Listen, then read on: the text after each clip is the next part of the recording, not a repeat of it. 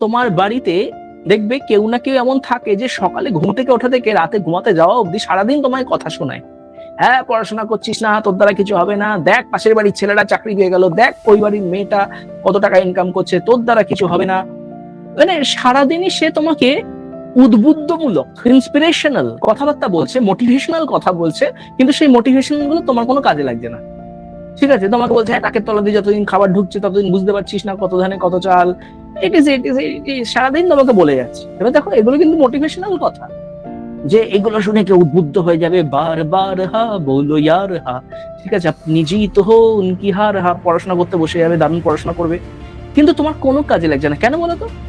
সে সকালবেলায় তোমার আধা ঘুমে জোর জবস্তি উঠিয়ে দিচ্ছে, জোর জবস্তি পড়তে বসাচ্ছে, তাই তার কথাগুলো হয়তো ঠিক, ভুল নয়, উদ্বুদ্ধমূলক, মোটিভেশনাল, বাট তোমার কোনো কাজে লাগছে না। Mind it.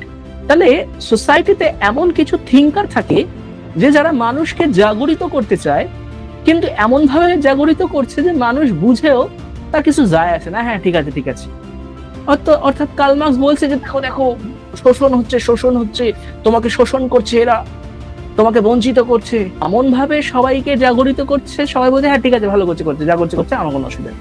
ধরন, যে ধরনটা, সি রাইট মিলস যিনি এই বইটা লিখেছেন তিনিও কিন্তু দান্দিক তাত্ত্বিকের মধ্যেই পড়তেন, কিন্তু তিনি না এরকম সকাল সকাল জাগিয়ে দেওয়া বা এরকম জ্ঞান দেওয়া যে দেখ ওর ছেলেটা চাকরি পেয়ে গেল, এইসব করতেন না।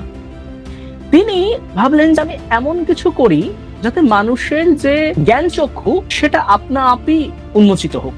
মানে মানুষ যখন জেগে জেগে ঘুমাবে তাকে জাগানো যায় না, যতই তুমি তাকে ধাক্কা দাও, বলো যে এই যে শোষণ হচ্ছে, হেনা হচ্ছে, কারাপশন আছে, কারাপশন হচ্ছে সবাই জানে, তো তার সাথে একটা দল জিতছে কি করে? সবাই বলছে সাম্প্রদায়িক, তা সাম্প্রদায়িকতা সে সবাই বুঝলো, কিন্তু তাও একটা দল জিতছে কি করে?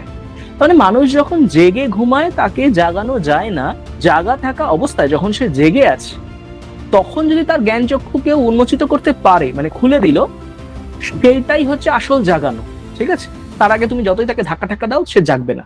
তো সি রাইট মিলস এমন কিছু প্রক্রিয়া বলেছিলেন যার মাধ্যমে মানুষ যদি একবার যায় তাহলে সে এমন ভাবে জ্ঞান চক্ষু তার খুলবে, কাউকে সে আর ধাক্কা দিতে হবে না, সে সকাল 4টার সময় উঠে নিজেই পড়তে বসে যাবে। তাকে লোকে দেখে বুঝতে পারবে কিছু তো বদল হয়েছে, হঠাৎ করে মানুষটা কেমন বদলে গেল। কেন কি? তাকে কেউ কথাও শোনায়নি, কেউ সকালবেলা ধাক্কা দিয়ে উঠিয়েও দেয়নি, তার জ্ঞান চক্ষু খুলে গেছে। কি করে? এই প্রসেসটাই সি রাইট মিলস অ্যাপ্লাই করেছিলেন।